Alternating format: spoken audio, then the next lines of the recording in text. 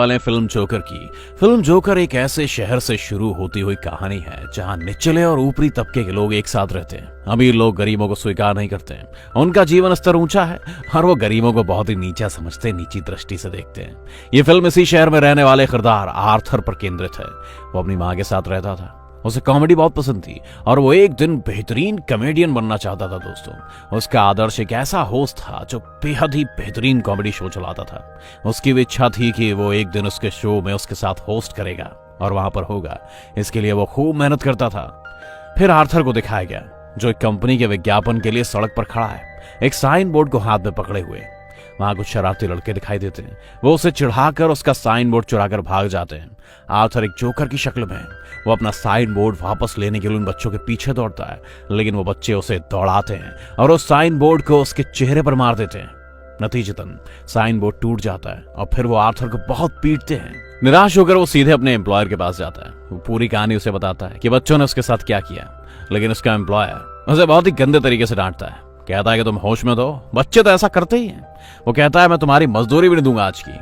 Arthur का आत्मविश्वास कम है, इसलिए वो यहाँ अपने पक्ष में बात भी नहीं कर सकता। दोस्तों, निराश होकर वो बाहर आ जाता है। ये सोचता है कि मैं ही इतना बुरा हूं कि मुझ पर कोई विश्वास ही नहीं करता। वो अपने घर आकर डांस करने लगता है। यहाँ ये देखा गया है कि वो शारीरिक रूप से काफी कमजोर है, बहुत ही पतला दुबला है। अगले दिन आर्थर उन बच्चों के बारे में अपने साथ काम करने वालों को बताता है। उसके सहकर्मी भी उससे कहते हैं कि ये गलत हुआ और तुम्हें अपना ख्याल रखना चाहिए, और वो उसे एक बंदूक देकर कहता है कि इसे अपने कब्जे में रखो, ये तुम्हारी जब परेशानी आएगी तो उस टाइम तुम्हारी मदद करेगा। आर्थर इसे लेने से इनकार कर देता है और उस आदमी ने जबरदस्ती उसे बंदूक सौंप दी। फिर आर्थर अपने घर के लिए निकलता है। वो एक बस में है और उसके सामने एक बच्चा भी बैठा है। वो उसे हंसाने की कोशिश करता है, तभी वो लड़का जोर जोर से खिलखिला के हंसने लगता है। इस पर उसकी माँ भड़क गई। वो आर्थर से कहती है जाओ, हमें परेशान मत करो, लेकिन आर्थर इस पर हंसने लगता है। दरअसल बताया जाता है कि आर्थर किसी तरह के मानसिक विकार से ग्रस्त है। दोस्तों, वो अपनी हंसी को नियंत्रित नहीं कर पाता, कहीं भी हंसने लगता है। बस में बैठकर वो उस महिला को एक कार्ड दिखाता है जिसमें उसकी बीमारी की जानकारी लिखी होती है। वो अपने घर आकर अपनी दवा लेने लगता है। एक्चुअली वो दवा काफी महंगी थी और आर्थिक रूप से आर्थर इतना मजबूत नहीं था, इसीलिए दवा सरकारी मेडिकल स्टोर से लेता था। एक दिन अपने मनोवैज्ञानिक के पास जाता है वो, और वो उससे कहता है कि अपनी डायरी दिखाओ, तुम क्या लिख रहे हो। उसकी डायरी को खोलने पर उसे वो एक लिखित बयान मिलता है कि मैं भयानक रूप से नहीं मरना चाहता क्योंकि मैंने अपनी जिंदगी अच्छे से बिताई है। फिर आर्थर अपने घर जाता है और उसकी माँ उससे पूछती है कि क्या तुम्हें थॉमस द्वारा भेजा कोई लेटर मिला है। आर्थर जवाब देता है नहीं, आज भी नहीं। थॉमस को एक कुलीन व्यवसायी के रूप में दिखाया गया है और लोग उससे बहुत डरते हैं। उसकी माँ उससे कहती है कि वो हमारा हाल जानकर हमारा साथ जरूर देगा। अगले दिन रास्ते में उसे अपनी बेटी के साथ एक अकेली माँ मिलती है जो अपने घर लौट रही है। आर्थर उसे काफी पसंद करने लगता है, लेकिन वो अपने घर लौट जाता है। उसकी माँ यहाँ फिर से उसी पत्र के बारे में पूछती है। आर्थर कहता है कि वो हमारा सपोर्ट नहीं करेगा और उसका आपसे क्या संबंध है। अगले दिन ये देखा गया है कि आर्थर के घर अकेली लड़की आती है। वो उससे कहती है कि मैं तो कब से देख रही हूँ कि तुम मेरा पीछा कर रहे हो। आर्थर जवाब देता है हाँ, मैं तुम्हें चाहता हूँ। इस पर लड़की हंसने लगती है। वो जल्दी एक दूसरे के लिए दोस्ती का संबंध बना लेते हैं। आर्थर को फिर से एक मंच से कॉमेडियन की नौकरी मिल जाती है। ये बच्चों का हॉस्पिटल है। जब आर्थर नाच रहा होता है वहां जाकर तो बंदूक उसकी जेब से निकल के गिर जाती है। सभी बच्चे डर जाते हैं। पूरी फैकल्टी यही सोच के हैरान है कि आखिर बंदूक रखने का आर्थर के पास रीजन क्या है। समाचार यात्रा के रूप में उसे नौकरी से निकाल दिया जाता है। वो अपने मालिक को बुलाता है और कहता है कि ये तो बस एक खिलौना बंदूक है। उसका मालिक कहता है झूठ मत बोलो, आपके सहकर्मियों ने मुझे सब कुछ बता दिया है कि तुमने खुद ये बंदूक ली है। आर्थर ये सोच के फिर से निराश हो जाता है कि वो बंदूक तो उसे जबरदस्ती दी गई थी। तभी नजर आता है आर्थर ट्रेन से अपने घर लौट रहा है। इसमें 3 कारोबारी हैं और वो ट्रेन में बैठी एक लड़की को परेशान कर रहे हैं। आर्थिक अपने मानसिक विकार के कारण, जो कि उसकी आदत है, हंसने लगता है। वो तीनों आदमी सोचते हैं कि वो उन पर हंस रहा है। उन्होंने उसे बहुत पीटा और उसके मुंह से खून निकलने लगा। आर्थिक उन्हें अपनी कंडीशन के बारे में बताने चाह रहा था, लेकिन उन तीनों ने उसे बिल्कुल भी नहीं सुना। बहुत तेज पिटाई होने की वजह से आर्थिक ने अपनी बंदूक निकाल के उन तीनों को मार डाला और वो सोचकर भाग जाता है कि उसने तीनों लोगों की हत्या कर दी है। उसने खुद को टॉयलेट में बंद कर लिया। शुरू में उसे डर लग रहा था, लेकिन वो यही नाचने लगता है। ऐसा लग रहा था कि उसे पछतावा नहीं है। वो शांत भी था, उसे मजा आने लगा था। उसके घर आते ही टीवी समाचार प्रसारित कर रहा था। थॉमस वहां बात कर रहा था। उसके कॉन्फिडेंस का अलग ही लेवल था आज। वो बताता है कि जिन 3 लोगों की हत्या की गई थी वो आदमी मरे थे और वो एक जोकर द्वारा मारे गए थे।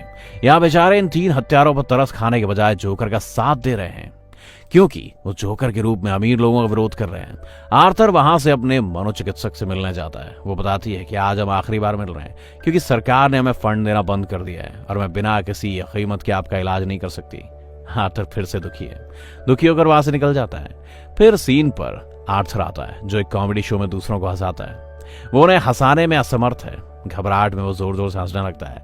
ऐसे में उनका शो डिस्टर्ब हो जाता है और वो वापस अपने घर पर आ जाता है। घर लौटते उसकी माँ कहती है, मेरे बेटे उसका लेटर पोस्ट कर दो जो थॉमस के लिए है। आर्थर विश्वास नहीं करता जब वो इसे पढ़ता है। वो कहता है वो अपनी माँ के पास जाता है, कहता है तुमने उसे मुझसे छुपा के क्यों रखा। उसकी माँ उससे कहती है, मेरे बेटे मैंने जानबूझकर ऐसा नहीं किया। थॉमस और मेरी एक दूसरे के लिए बहुत अच्छी भावनाएं थी। हालांकि हम शादी भी करना चाहते थे, लेकिन मैं गरीब परिवार से थी और वो बहुत ऊंचे, इसलिए सोशल रीजंस की वजह से हमने शादी नहीं की। आर्थर अपने पापा से मिलने के लिए निकलता है। जब वो वहां पहुंचता है तो गेट के पीछे थॉमस का अपना बेटा होता है। आर्थर उसके सामने अपना बचकाना व्यवहार दिखाने लगता है, उसे हंसाने की कोशिश भी करता है। इसी बीच थॉमस का घरेलू नौकर वहां पहुंच जाता है। वो उस बच्चे से कहता है कि अजनबियों से बात करना अच्छा नहीं है और वो आर्थर को जाने के लिए कहता है। आर्थर कहता है कि सच बता दो फिर मैं निकल जाऊंगा। मेरी माँ ने 30 साल तक थॉमस के घर की सेवा की है। वो एक दूसरे को पसंद करते थे और मैं किसी दूसरे इंसान का बेटा नहीं हूं बल्कि थॉमस ही मेरा बाप है। घरेलू नौकर से कहता है कि तू और तेरी माँ दोनों पागल हैं। उन्होंने कहानी गढ़ी है, उसे थॉमस से कोई सरोकार नहीं है। ये सुनकर आर्थर बीमार महसूस करता है और वहां से चला जाता है। उसके घर जाने पर उसे पता चलता है कि उसकी माँ को दिल का दौरा पड़ गया है। उसे एक हॉस्पिटल में ट्रांसफर कर दिया जाता है। 2 पुलिस ऑफिसर उसके पास आते हैं। वो बाहर बैठा हुआ है। वो उससे पूछते हैं कि क्या ट्रेन में जो 3 लोग मारे गए थे उनके बारे में तुम कुछ जानते हो। आर्थर मना कर देता है कि उसे कुछ नहीं पता। वो जानता है कि पुलिस ऑफिसर्स ने उसकी माँ से भी यही सवाल किया है, इसीलिए उसकी माँ को हार्ट अटैक आ गया है। वो अंदर अपनी माँ के पास आता है जहां वो सिंगल मदर भी मौजूद होती है। फिर टीवी एक समाचार प्रसारित करती है और वहीं आर्थर का फेवरेट टीवी होस्ट, वो हास्य अभिनेता जो उसका आदर्श था, वो अपने शो को प्यार से देखना शुरू कर देता है। पहली नजर में टीवी पर उसका अपना चेहरा दिखाया जाता है। एक्चुअली आर्थर का आदर्श कॉमेडियन उसका मजाक उड़ा रहा है। जब एक कॉमेडी शो में आर्थर हंसी को नियंत्रित करने में असमर्थ था, इस तरह आर्थर यह सोचकर बुरी तरह आहत होता है कि मेरा आदर्श मेरा मजाक उड़ा रहा है। मुझे उससे प्रेरणा मिली थी, वो नहीं है। इस पर विश्वास करके थॉमस घर पर आता है और टीवी समाचार प्रसारित कर रहा है। उस शहर के हालात सबसे खराब हो गए। गरीब तबके सड़क पर आ गए हैं, जोकर का रूप धारण कर रहे हैं। वो अमीर लोगों के खिलाफ विरोध कर रहे हैं। आपस में बहुत दुश्मनी बढ़ गई है। वो सभी थॉमस के विरोधी हैं। आर्थर बहुत ही ज्यादा एक्साइटेड है ये जानकर कि सभी ने जोकर वाला मेकअप किया हुआ है। उसे लगता है कि उसके काम की पहली बार तारीफ हुई है। अब वो जगह है जहां गरीब लोग विद्रोह कर रहे हैं, एक थिएटर, और बहुत बड़े बड़े अमीर लोग वहां पर उस थिएटर में मूवी देख रहे थे जहां पर थॉमस भी था। पुलिस उस दंगे को रोकने वहां पहुंचती है, उन्हें मना करती है। हर तरफ हंगामा है। इसका फायदा उठाकर आर्थर थिएटर के अंदर चला जाता है। वो थिएटर के बाथरूम में चला जाता है जहां थॉमस भी आता है। आर्थर उसके पास जाते हुए पोलाइटली कहता है कि मैं आपका बेटा हूं, याद रखना तुम और मेरी माँ एक दूसरे के साथ जाया करते थे। थॉमस उससे कहता है कि मैं इस नाम की किसी लेडी को नहीं जानता और वो उसे जोरदार घूंसा मारता है। इसकी वजह से उसकी नाक से खून बहने लगता है। आर्थर अपने घर लौटता है। कुछ टाइम बाद उसे एक पुलिस ऑफिसर का फोन आता है। एक्चुअली वो आर्थर से पूछताछ करना चाहते थे उस दिन के बारे में जब वो 3 लोग मारे गए थे। आर्थर को भी यह पता चलता है कि उनके सबसे चहेते कॉमेडियन ने भी उन्हें अपने शो में इनवाइट किया है। एक्चुअली आर्थर की रेगुलर कॉमेडी क्लिप जो उन्होंने अपने शो में निभाई थी, इसी वजह से काफी पॉपुलर हो गया था वो, क्योंकि लोग इसे प्यार कर रहे थे और वो एक्साइटेड थे और वह जाने के लिए तैयार हो जाता है वो। लेकिन वो सोचता है कि थॉमस की घरेलू नौकर ने बताया कि मेरी माँ पागल है, इसीलिए वो एक मनोरोग अस्पताल का दौरा करता है जहां उसकी माँ का इलाज किया गया था और वो उनसे अपनी माँ का रिकॉर्ड मांगता है। रिकॉर्ड देने में आनाकानी होती है तो वो फाइल चुराकर भाग जाता है। एक लिखित बयान था कि आर्थर की मां किसी अन्य व्यक्ति के साथ रिश्ते में थी, उसे शारीरिक रूप से प्रताड़ित करता था वो। उस टाइम आर्थर के सिर में चोट भी लगी थी, इसीलिए वो आज उस बीमारी से पीड़ित है और वहां से सीधे अपनी दोस्त सिंगल मदर के पास जाता है। यहाँ उसे पता चलता है कि वो मौजूद नहीं है, वो उसकी कल्पनाओं का हिस्सा मात्र थी, वो उसकी कल्पना करता था। आर्थर अपनी माँ के घाव के कारण बहुत चिंतित है। अस्पताल जाकर उसने अपनी माँ को तकिए से गला घोंटकर मार डाला। घर में आकर उसे एक तस्वीर मिलती है जिसके पीछे लिखा बयान होता है, मुझे तुम्हारी मुस्कान पसंद है। ये थॉमस द्वारा कहा गया था और ये फोटो उनकी माँ की होती है।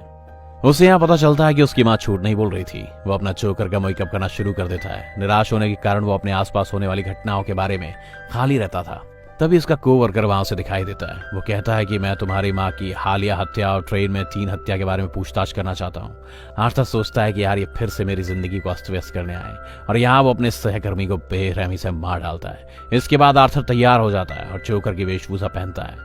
वो अपने पसंदीदा कॉमेडियन शो में जाने की तैयारी कर रहा था, बहुत एक्साइटेड था और रास्ते में नाचते हुए जा रहा था। दोनों पुलिस ऑफिसर वहां पहुंच जाते हैं जो ट्रेन की घटना का पता लगा रहे थे, लेकिन आर्थर भाग जाता है। दौड़ते टाइम वो ट्रेन में चढ़ जाता है।